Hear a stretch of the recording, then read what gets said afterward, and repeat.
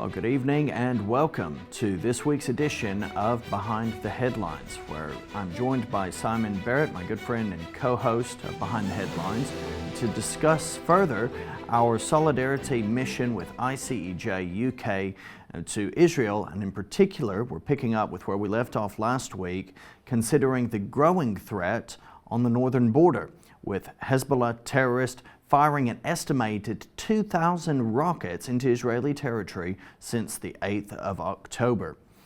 I'm joined again by Simon, and it's incredible. We were able to go to the north, but we found our visit slightly curtailed. We were unable to go to every spot that was intended because while we were there, having made it to the northernmost inhabited town, Me'alat, we were unable to go any further because Hezbollah had decided to fire rockets on both of the possible roads that we could have traveled on.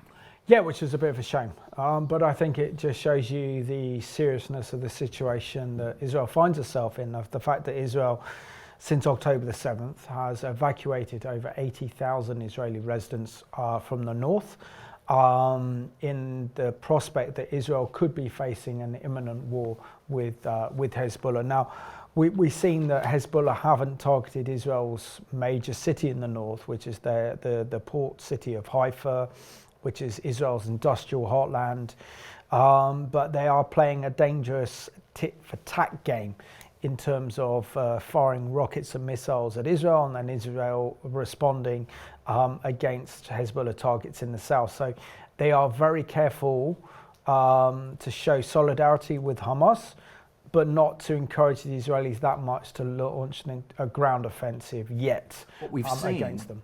We've seen incursions of some Hezbollah terrorists trying, even on the 7th of October, we saw the very real possibility of a dual flare-up across the board with some Hezbollah terrorists trying to invade on the north. That was only a minimal amount and it was quickly pushed back. It did lead immediately, though, to concerns that this was going to be a multi-pronged frontal assault on Israel from all manner of places, and so there was definitely high alert. At the same time, and we've talked about this before on Behind the Headlines, it does seem that Hamas jumped the gun on a possible strategy between Iran, Hezbollah, and Hamas to join together in an attack. Hamas preempting and going ahead of the plan, essentially. Hezbollah, a few soldiers have tried to cross in. The most significant, though, element of this so far, and that could see an increased escalation, is the fact that, according to the U.S. think tank Foundations for the Defence of Democracies, more than 2,000 rockets have been fired at Israel by Hezbollah, not since Israel began military action against Hamas in Gaza, but since the very next day, after the atrocities of the 7th of October, they began firing rockets into Israel's northern territories. Well, let's just imagine what would have happened in the north of Israel had Hezbollah decided to join forces with Hamas on Saturday, the 7th of October. What would have happened is that Hezbollah would have breached Israel's northern border, and we're looking at the prospect of maybe 10,000 Israelis, and also there are a lot of Druze up there, and a big Arab community. They would have been wiped out. So we're looking in the region of 10,000 probably being murdered on that day. We're looking at the prospect of thousands of being taken hostage and kidnapped and taken to Beirut. And then the other prospect is like maybe even 100,000 that would have been injured. Yeah. So, and it would have taken the Israeli forces more than a few days to mop up that operation. So had Hamas and Hezbollah coordinated, this would have been absolutely catastrophic for Israel. But thankfully that never happened, and Israel was able to see the threat coming from Hezbollah in the north. And this is why the Israelis have decided to evacuate over 80,000 of their residents from the north of Israel on the borders. But I mean, it's a closed military zone. Essentially, that very few people were willing to make it up to the north, or able to visit the north. So it was a privilege to go. And I think while we're actually It was Thursday the 1st of February when we came up. We stopped off at a kind of service station there. There's not many in Israel, and I saw the Sky News correspondent who's based out in Israel for the last two years. Had a conversation with him. Him and his crew were going up to the north to do a report on Israel's northern border as well. So following good footsteps. We have to remember, Simon, that really some of the issue in the south and some of the surprise in the south was due to a lot of focus and preparation on a potential onslaught from the north. Quite some time before the 7th of October, there was a recognition that Iran-backed militias, and we have to remember Hezbollah is massively backed by the Iranian regime. The view was that any attack would most likely come from the north. Any attack would most likely come via Hezbollah there on the border. And so there were more resources in the north anyway, which might have been cause for concern to Nasrallah and Hezbollah, and any aggression alongside. But at the same time, what we've seen is in the aftermath of this, while firing rockets and while having some Hezbollah terrorists try to breach a little bit here and there, whether they're doing that under orders or just unilaterally trying to gain glory through martyrdom or whatever, so all of them are eradicated. What we're seeing is a distancing. There has been a little bit of distancing from what happened on the 7th of October and Hezbollah's mission and endeavor. Hezbollah's leader Nasrallah saying that was 100% a Palestinian endeavor, that was 100% their responsibility, nothing to do with us, and at the same time kind of trying to make it a separate deal. No, absolutely. So if we take ourselves back to Thursday, the 1st of February, which was the final day of the Envision conference, and this involved a visit to the northern border area to learn more about the daunting threat posed to Israel by Hezbollah in southern Lebanon. We then went to a mixed Jewish-Israeli town called Me'alot. And this is located only 7 kilometers, that's 4 miles from Israel's border with Lebanon. And the only reason we could go to a Me'alot is because Me'alot is actually protected by the surrounding hills. So it's not within the range of Hezbollah's rockets or missiles. And ICEJ there dedicated a kind of bomb shelter to the residents of Me'alot, and the mayor of Me'alot was extremely grateful. And we do have some little bit of footage there. So this was the dedication service to this brand newly equipped bomb shelter for the community. And I suppose the one thing it does bring in mind, that's the size of it inside. Now that would probably hold like, I don't know, 20 families or so that would be taking shelter from any of Hezbollah's rockets or missiles. And so you can already see that it's air conditioned, there's proper air ventilation in these bomb shelters, but they're very cramped. So you can imagine all these people. I mean, there was about, what, 70 of us getting into that bomb shelter there to have a look at it? You could probably fit 100 in. Yeah. And there we see it has to be very deep because of the impact of the bombs. And this is obviously something that Israel learned from their last military engagement with Hezbollah back in 2006, when virtually the whole of the north was uninhabitable as Hezbollah fired anything, is it 20,000 rockets and missiles into Israel during the summer of 2006. So it just gives you a bit of an understanding of how deep these bomb shelters have to be, really. And it's so nice, exactly, that the Christian community can stand in solidarity with Israel and to those communities in the north by providing them with bomb shelters, providing them with protection they wouldn't have. And of course, we got the great Shmuel Bowerman from Operation Life Shields, who's actually the one responsible for building these bomb shelters and protecting Israeli lives, together with Jürgen Bühler, the president of ICEJ there, as well as David Parsons as well. So yeah, very important footage to have a look at. ICEJ is doing a truly incredible work in that region, renovating and upgrading the town's 65 underground public bomb shelters to help protect its 22,000 residents. And this bomb shelter that we were in, that you've seen some clips of there, had previously been, thankfully, disused. It had not been needed as much in recent years, but was experiencing some flooding and some damage, and needed serious renovation and cleaning up. But this is taking place across the whole town, and indeed across that whole region. Mayor Arkady Pomerantz was on hand to welcome us, which was very good and inspiring to hear from him, and to see his courageous leadership also and clear thinking in this. There's a lot that we have to pray. The scriptures call us to pray for all of our leaders, all of those who are in these places of authority. And individuals like Mayor Arkady Pomerantz have a very difficult line that they have to toe, because they care about the safety of their people physically, mentally, and emotionally. That's all there, that's all important. But in theory, some might think, well, it's better to move everyone out. And yet the mayor rightly highlighted that many of the communities that have moved out and have moved down to the south are in very cramped living conditions, are already experiencing social problems within their families because of that. And so the cost, he's wondering, is this worth it? So of course people are free to go if they choose to.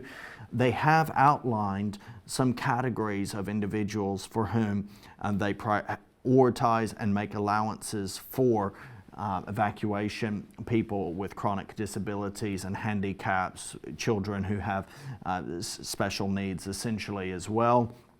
Those individuals, they are happy to accommodate and happy to evacuate in one way.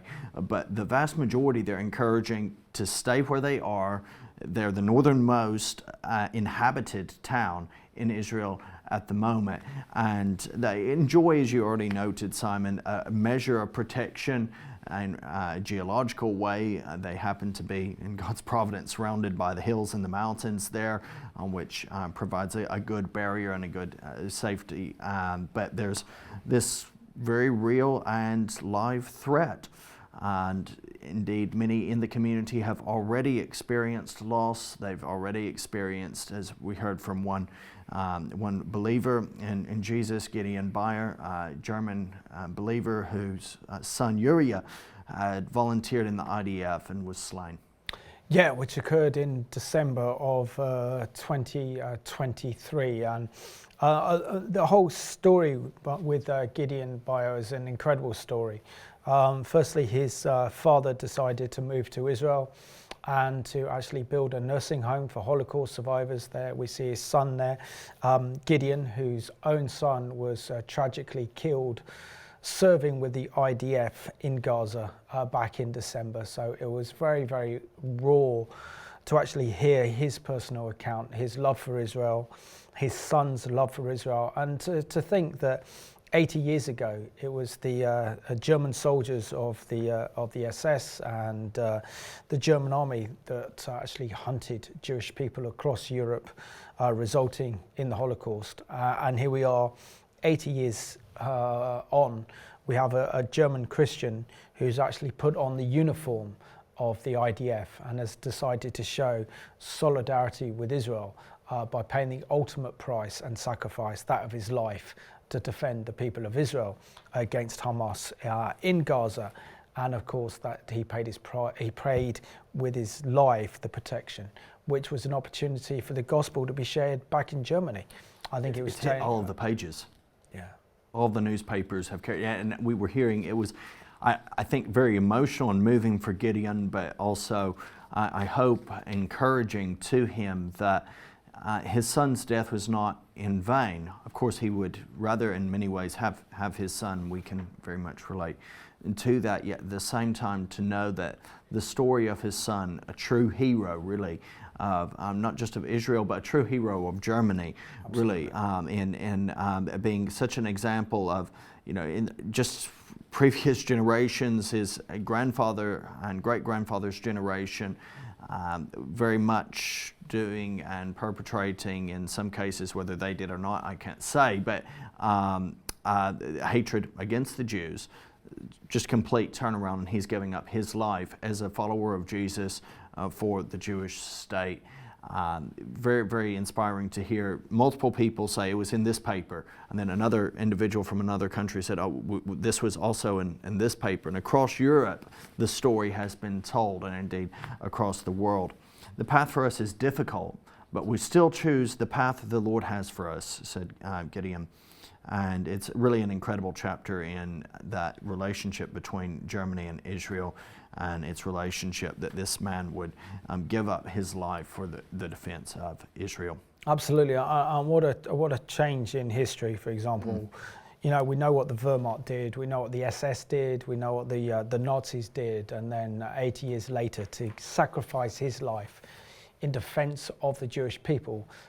Confronting another kind of Islamist, fascist, terrorist organization, Hamas in Gaza, is just an incredible sacrifice which the Lord has used powerfully in order for the gospel to be spread, not only in Israel, but back in their native Germany as well. So let's remind ourselves of who Hezbollah is and the threat they pose to Israel. And this is thanks to both the Ministry of Foreign Affairs in Israel and also the Israeli Defense Force.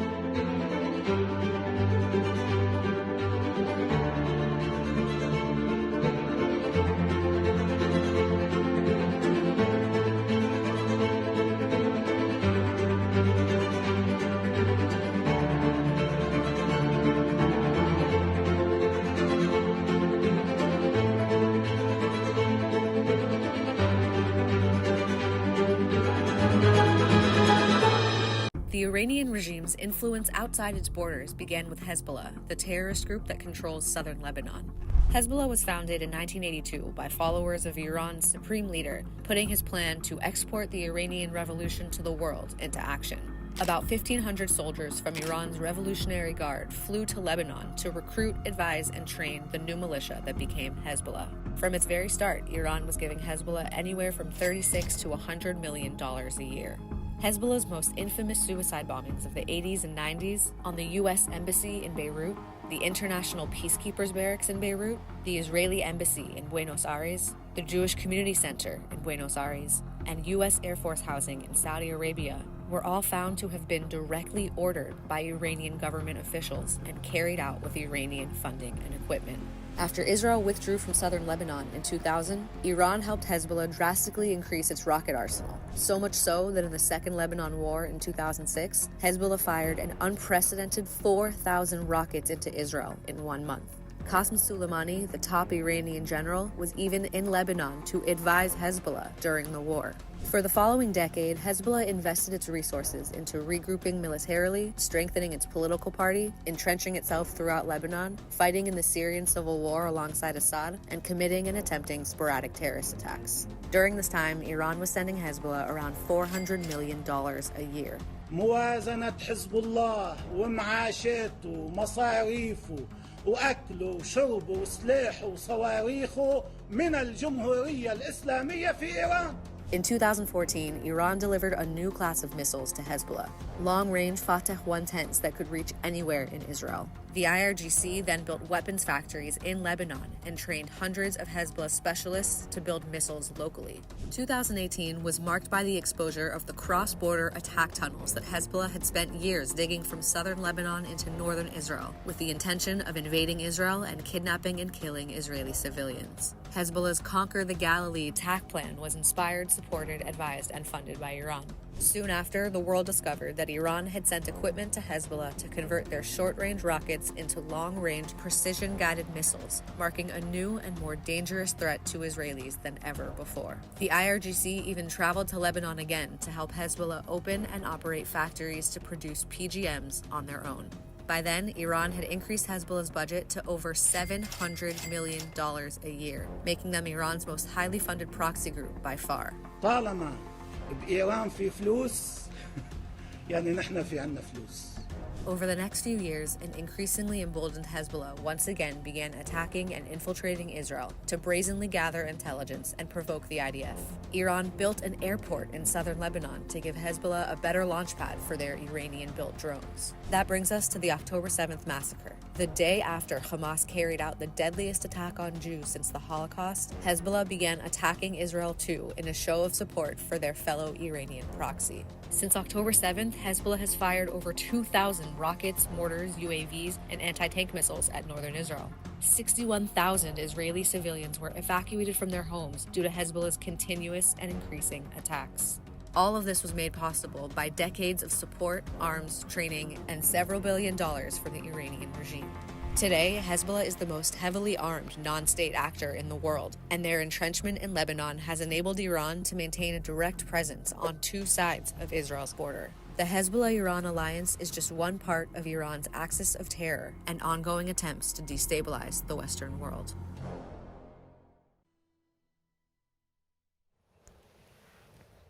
Well, with many thanks to our friends at the IDF and the Israeli Foreign Office for those very informative videos and reports, which we hope are a benefit to you. Now, as the reports raised to a degree, it shouldn't come as any surprise that we're seeing more casualties as a result of these attacks, and there was a recent Hezbollah rocket attack which has wounded two Israeli soldiers.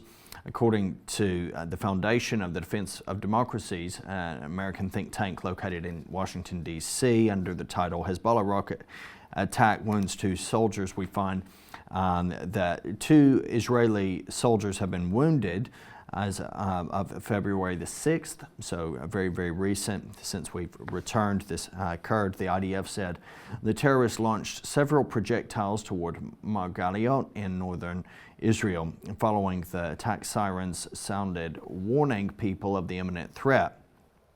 IDF artillery retaliated and struck the source of the fire. On the previous day, February 5th, Hezbollah rocket fire targeted the northern Israeli city of Nahariya, and a barrage of rockets targeted numerous Israeli communities along the Israeli-Lebanon border.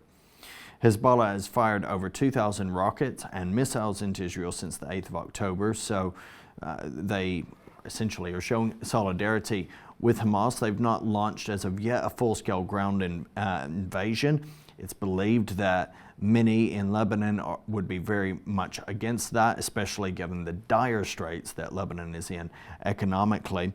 But they continue to carry out their attacks on the northern border with smaller scale infiltration attempts and this routine rocket fire, threatening civilian communities and spreading havoc across vast swaths of the border, forcing tens of thousands to evacuate.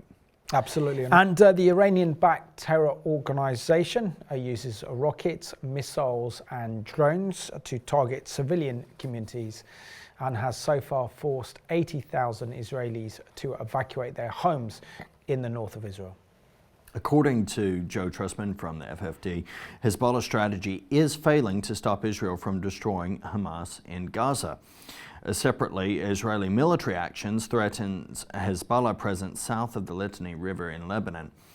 The Hezbollah rocket threat is more than 10 times the size of the pre-war Hamas, with its terrorists deeply embedded within local Lebanese villages. So arguably, Simon, this makes the threat from Hezbollah so much more significant than Hamas ever was, which should make it no surprise that the northern Israeli communities that have been evacuated are refusing to return to their homes until the government can give assurances that they will not face a repeat of October the 7th. No, absolutely. And, you know, the prospect of the IDF going to war against Hezbollah in the north is a completely different prospect than facing Hamas in Gaza. I mean, for example, Hezbollah have in the region of 160 to 200,000 rockets and missiles targeting everywhere across Israel, and we know also that Hezbollah fighters are trained directly on behalf of the Iranian regime. So it will literally be a fight against the Iranians in southern Lebanon, but also the danger is there's something like 70,000 Iranian Revolutionary Guards Corps in Syria, and with their militias as well. That's about 90,000 combined with the force of Hezbollah in southern Lebanon. So we could find that the scenario where Israel is fighting a war against Hezbollah in the north on the Israeli-Lebanon border, and then we find that the Iranians mobilized their forces in Syria onto the Golan Heights, and Israel's facing a much bigger war. And this is something that is alarming, and this is something very, very concerning. But before Israel launches a possible war against Hezbollah in the north of Israel, I think it's imperative that we understand Israel's military objectives.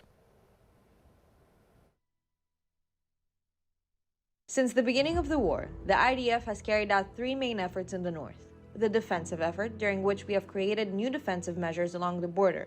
The offensive effort, during which we have targeted Hezbollah's forces and are damaging its military capabilities. And the readiness effort, to prepare for a war on the northern border. Since October 7th, we have been engaging in a new defensive effort along the border with Lebanon to protect the residents of the north and to damage Hezbollah's capabilities. We have deployed 3 divisions along the border. We are preventing Hezbollah's attack along the border, attempting to enter into Israel to fire anti-tank missiles toward Israeli communities, IDF positions, and to launch rockets at Israel. So far, we have struck more than 150 terrorist cells and eliminated over 200 terrorists and commanders in southern Lebanon. Our policy is clear. Those who pose a threat will be targeted. The second effort is our offensive operations. Since the start of the war, we have struck over 3,400 military targets belonging to the Hezbollah terrorist organization across southern Lebanon. Looking at southern Lebanon, it is a complex area with several towns and communities, most of which are connected to the Shiite population in Lebanon. Like Hamas, Hezbollah has also embedded its terrorist infrastructure within the civilian population in Lebanon to make it difficult to target Hezbollah military assets. Our strikes are carried out based on precise intelligence, with the goal of damaging Hezbollah's capabilities and not causing harm to the civilian population. The third and final effort is increasing our readiness for war. While we would prefer diplomatic solutions, we will not hesitate to respond with force. War is not our first priority, yet we are ready for it. For the past 3 months, the Northern Command is cooperating with the Israeli Air Force, the intelligence, the Israeli Navy, and other branches of the IDF, and conducting a series of trainings and exercises to ensure that if given the order, we can transition to an immediate and significant operation.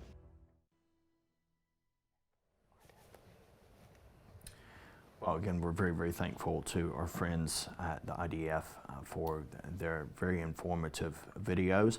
And friends, if you have any question about the facts that are there, these are really easily accessible, even outside of the IDF. This stuff is hiding in plain sight. It's all there for you to read. Maybe some viewers might prefer to find it straight from Hezbollah documents and whatnot themselves. This is stuff that they take great pride in. Which brings us, I think, we need to consider the history of Hezbollah in Islamist theology and what's going on there. According to the Virtual Jewish Library, Hezbollah is known as the Party of God. That's what it means. Hezbollah is Party of God, and is a radical Shia genocidal terror organization that is rooted deeply in southern Lebanon with the ambition of establishing an Islamic Shia government across the Arab world that will liberate Jerusalem and destroy Israel. Now, of course, we have multiple factions within Islam. You have Sufi, which is more meditative and generally a little bit more peaceful than the other, but Sunni and Shia militias are extremely rife and radical across the Middle East, and Hezbollah is the Shia grouping. They believe that they are established and that they have a direct line from Muhammad, and that they have the ability to establish a global caliphate. So it's not just, it doesn't stop, as we've been trying to say, it doesn't stop with Israel. It stops with global domination. That's what they are desiring and seeking. That's in their writings, that's in their paperwork, that's in their promos, that's in their theology. Yeah, and also they take their faith in a kind of more kind of personal way than Shiites, a little bit more kind of mystical. While Shiites are mystical in their beliefs, they believe in the 12th Imam, or the return of the Islamic Shia Messiah, who as a 12-year-old boy went into a cave, and they believe that when he comes out of that cave, he will usher in a new era of Shia global world dominance. And compare that King Arthur. Well, yeah. You could say that, the 12th Imam. But also it's very, very different from the Sunnis, who are effectively kind of very legalistic in their approach in their Islamic faith, and the major difference between the two. But we also see that according to Israeli intelligence, Hezbollah have stockpiled between 150,000 to 200,000 rockets and missiles that are targeting every major Israeli town and city, and poses a bigger existential threat to Israel than Hamas did until recently. But this is something I think the Israelis now, after waking up to the horrors of October the 7th, can't allow another October the 7th to occur, but this time on Israel's northern border. But it's important to understand where Hezbollah came from and who Hezbollah is directly responsible for. They first emerged in Lebanon during the Lebanon Civil War. It was a militia after the Israeli invasion of the country in 1982, a militia created by the Iranian regime that had only fairly recently come into existence by that point in time. And the whole goal was to kick Israel out of Lebanese territory, to extend and control Iranian influence in Lebanon as well. The Iranian regime wanted to create an alternative to the Shia Imam movement, which refused to accept the strict political and religious obedience to Ayatollah Khamenei in Tehran. Towards the end of 1982, Iran sent fighters from its Revolutionary Guard Corps to assist in establishing a revolutionary Islamic movement in Lebanon. Now, following the Islamic Revolution in Shia-majority Iran in 1979, and the Israeli invasion of Lebanon in 1982, a group of Lebanese Shia clerics formed Hezbollah with the goal of driving Israel from Lebanon and establishing an Islamic Republic there. Hezbollah was based in the predominantly Shia areas of the Bekaa Valley, southern Lebanon, and southern Beirut. Throughout the 1980s, Hezbollah engaged in increasingly sophisticated attacks against Israel, and they fought in Lebanon's civil war in 1975 all the way to 1990, repeatedly coming to blows with Amal. During that time, Hezbollah engaged in terrorist attacks, including kidnappings and car bombings directed predominantly against Westerners, but also established a comprehensive social services network for its supporters. And it's also important to remind ourselves why Israel was in Lebanon in 1982 in the first place. I mean, what we saw in the late... Ever since the PLO, led by Yasser Arafat, attempted a coup in Jordan in September of 1970 called Black September, they were then forced out. They were defeated by the Hashemites in Jordan. They had nowhere to go, so the Lebanese government said, we'll take the PLO. So they took the PLO in southern Lebanon. They based themselves in southern Lebanon on Israel's border, carried out raids against the Israelis in Israeli territories in the north, carried out horrendous massacres and bombing campaigns. And so the Israelis then said, enough's enough. And it was the leadership of Israel's Prime Minister then, Menachem Begin, who believed that Israel could have a peace treaty with the Maronite Christians, because prior to the civil war in Lebanon, Lebanon was a Christian country, and the Maronites played a major role in forging strong relations with Israel. So it was hoped that Israel could then make peace with a treaty with Lebanon, but in order to do that, Israel had to rid Lebanon of the PLO, and this is why Israel launched a military offensive against the PLO in 1982. But as the war carried on, We had out players, the Iranians getting involved, dragging the Syrians involved, and this is when we also saw the establishment and the creation of Hezbollah as an Islamist paramilitary terror organisations designed to kick Israel out of Lebanon and then to Islamize Lebanon and make it into a kind of Shia Islamic state controlled by the Iranian regime. The time frame of the Lebanese civil war saw horrifying terror attacks, which included suicide bombings on the U.S. Marine barracks, U.S. and French embassies, and the kidnapping and murder of William Buckley, CIA station chief in Lebanon. Horrifying details from that included also the kidnappings of Terry Waite and journalist John McCarthy. Hezbollah fought against U.S. and French peacekeepers after Israel pulled out of Beirut and established a security zone in southern Lebanon to protect Israel's northern border with the help of the Christian Lebanese army. There has still, even to this day, fast eroding, but there has remained a degree of Christian cultural presence in Lebanon and its makeup, but the control that Hezbollah has and the influence it has throughout Lebanon is unreal. I mean, I remember being in Israel my first time, and constantly in the Israeli press and news was the announcement of another Israeli soldier that had been killed by an Iranian Hezbollah IED bomb or roadside bomb. And so there was growing pressure within Israel to actually pull out of the security zone in the south of Lebanon and bring the Israeli boys home. And it was that pressure was then followed through with Ehud Barak's absolutely disastrous strategic withdrawal of southern Lebanon in 2000, in May of 2000, which actually triggered the second intifada when the Palestinians saw that the Israelis were being defeated. Israel shamefully and were humiliated by Hezbollah back in 2000 in pulling out their troops. And it seems that the collapse of the Lebanese army as well. and that was disastrous because the message that sent out, particularly in the Arab world, is that the South Lebanese army are Israel's best allies in the time Middle East. Yeah. If Israel can betray the South Lebanese army, their best friends, then what hope have we got as Israeli citizens of being protected by Israel if Israel is invaded by Arab countries or nations? So that sends shockwaves, I think, throughout the kind of Israeli Arab communities then living in Israel.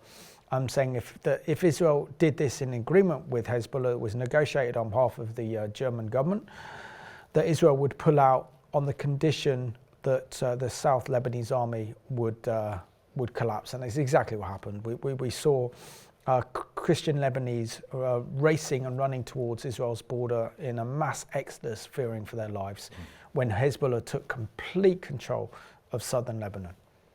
Immensely tragic. And then, of course, it was only a few years later that many of us will definitely recall, I certainly recall, the conflict in 2006, on 12th of July 2006. Hezbollah attacked an IDF patrol on the Israeli-Lebanese border and kidnapped 2 Israeli soldiers, Ehud Goldwasser and Eldad Regev. Simultaneously, Hezbollah units inside Lebanon began firing Katyusha rockets to pound northern Israel and create panic and fear.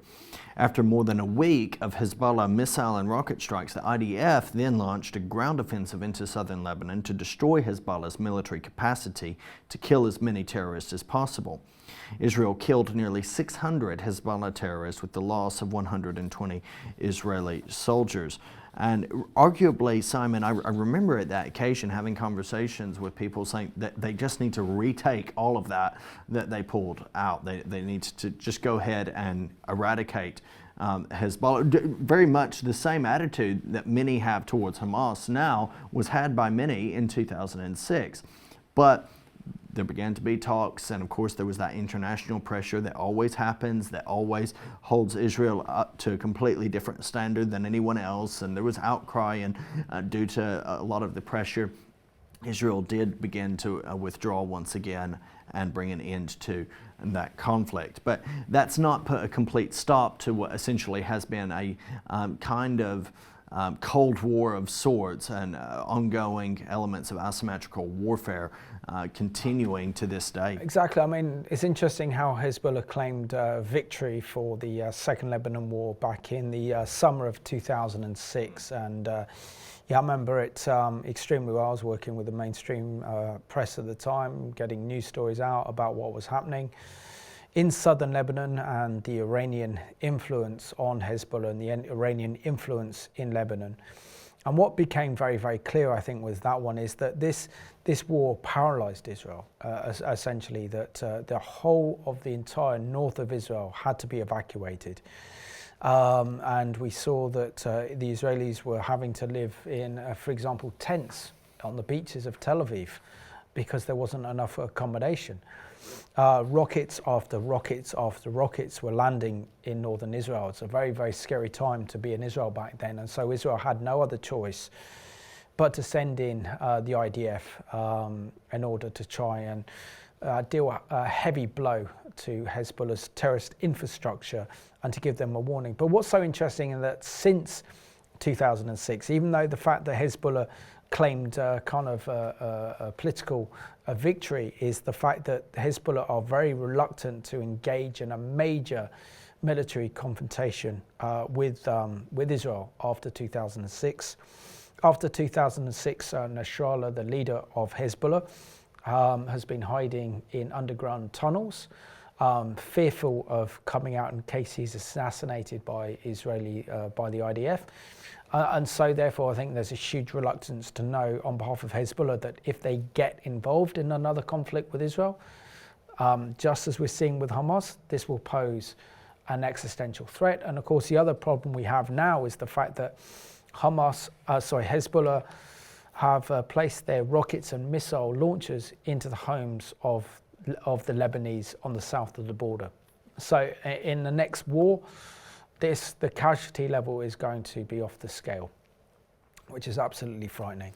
The thing is, I know, Simon, you've been saying for years now, and we've had multiple conversations on Behind the Headlines and on other programs here on Revelation TV, this reality that what is going on, especially between Hezbollah and Israel, doesn't really stop with Israel. In fact, the whole area of Islamism is deeply relevant to our own society, and we're seeing its impact here in the UK. We're seeing it as well in the US. According to the Daily Mail, under the title revealed, Iran is recruiting British Muslims to spy on Jews and dissidents of the Tehran regime to gather information that may be used to carry out attacks on US soil.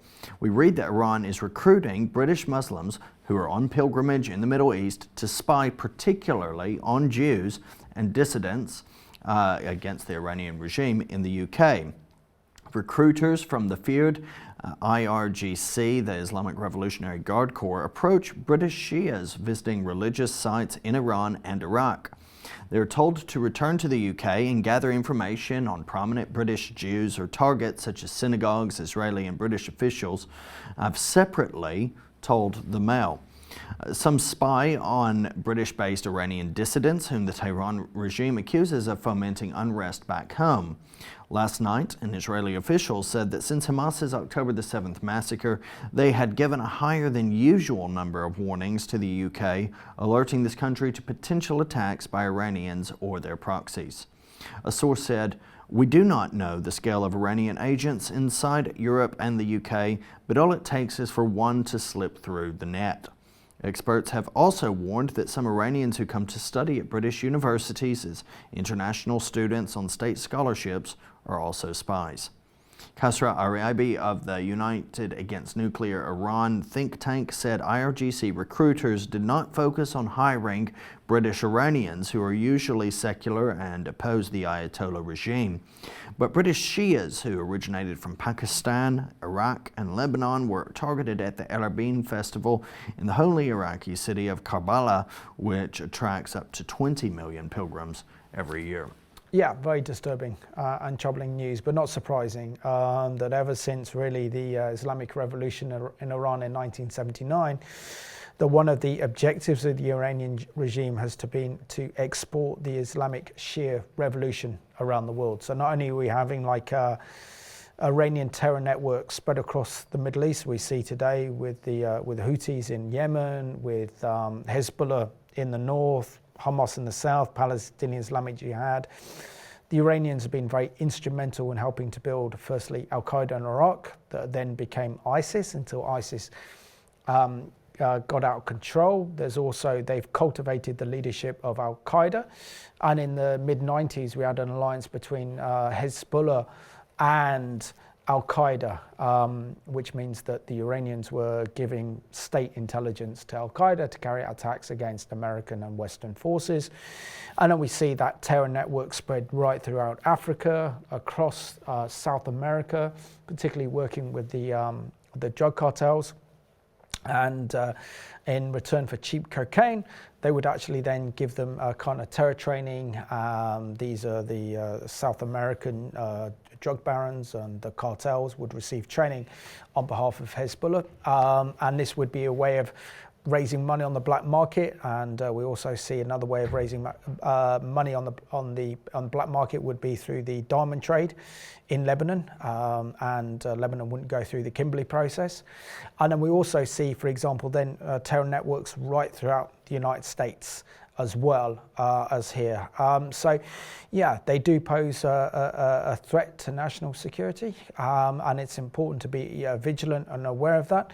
But the only way we can actually defeat this terror threat is by bringing an end to this Islamic regime in Iran. And as soon as this regime is toppled, then we see that support for international terrorism will literally go down, because prior to October the 7th, the Saudis were so close to signing an historic normalization agreement with Israel.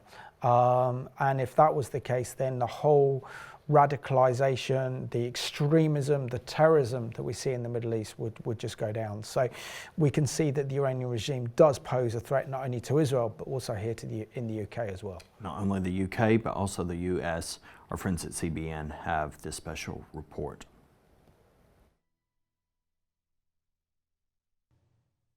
Is yes, we definitely have threats from Hamas and Hezbollah. And I mean, think about, why wouldn't you? They went to Israel, they were able to get in there, infiltrate the villages, and wreak the havoc that they did. And you've got a wide open border. I mean, this is actually, it's easier to get into the US than it is into Israel. I think it's the Islamic fundamentalists. There's various different organizations, Hamas and Hezbollah being just two of them. You've got ISIS-K, you've got Houthi rebels now, you've got the Jaish-e-Mohammed and the other sort of different parts of the world, from Pakistan, etc. So I think what I like to just say is jihadists, Islamic fundamentalists, and their ideology is the same. We actually talk about, in the film, we talk about what do all of these groups have in common. And we talk about the ideology that speaks to infidels or non-believers who should be punished, who should be killed unless they're under your rule and they pay a tax called jizya. And we actually have a couple of Islamic, very well-known Islamic authorities in the film that speak to this. And it's scary, very scary. Well, the U.S. right now is continuing to launch retaliatory military strikes inside Yemen, Iraq, and Syria. What's the likelihood that the terrorists that have gone undetected crossing the southern border, the gotaways that you mentioned, may launch attacks right here inside the U.S. if the U.S. bombs targets, let's say, inside Iran? I don't think it's going to necessarily instigate them to do it so much, because I think that they're here to instigate those attacks. Do I think it's going to maybe fast track it? Absolutely.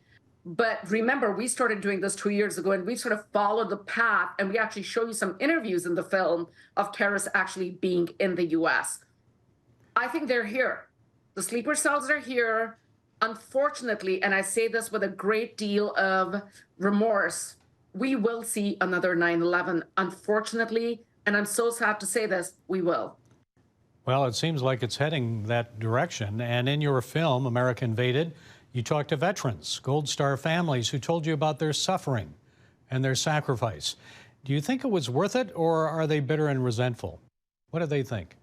I don't think these people can ever be bitter and resentful just because of who they are. I have never served in the military, I'm a Democrat, believe it or not. I'm not a complete crazy leftist. I'm somewhere in the middle. I do believe Americans should come together.